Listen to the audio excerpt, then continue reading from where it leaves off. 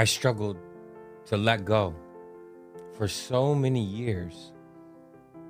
It's like I had Velcro on my hands. I just couldn't let things go, regardless of whether they were healthy for me or not. And I'd have certain thoughts that would just replay. Sometimes they were intrusive, unwanted. Sometimes they were thoughts that I hand selected. And yet it wasn't healthy for me to continuously replay those thoughts over and over. That obsessive nature, the way I would ruminate, I thought that that was a defect or failing.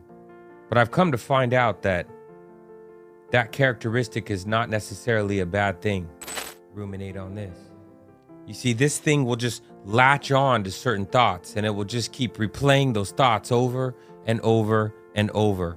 Obsessions and ruminations are like cousins. They're not the same thing, but they're very much related. It's where your brain just keeps thinking about a problem and thinking about a problem and thinking about something and thinking about something and thinking about something like a broken record, and it doesn't stop. And it can compound certain mental health symptoms. It can make problems bigger, because wherever you put your attention is where your energy goes, right? So energy flows where attention goes. And if you keep putting your attention on the problem, then the problem keeps getting bigger. Starve it out. But over the years, as I've started to learn tools and educate myself and apply certain things, I realized that that obsessive nature, the way in which I would ruminate, the way in which my brain latches onto things, is not necessarily a bad thing. It was just misdirected or blown out of proportion. I didn't know how to interrupt it. I didn't know how to channel it. Some of the most successful people that we celebrate have that same obsessive nature where they just latch onto something and they won't let it go, but they know how to focus it. And that's the ticket, is you have to know how to focus it correctly. Ruminate on this. You see, because you can't change anything in the unconscious. It lives in the shadows.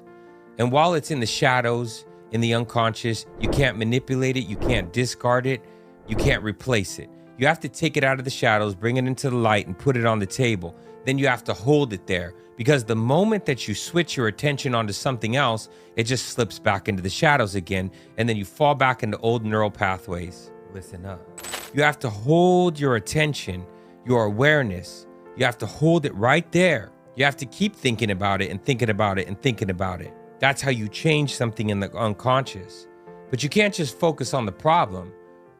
You have to focus on the solution. You have to get out of the pollution and into the solution. So you can have an obsessive nature. You can ruminate on something. You just have to ruminate on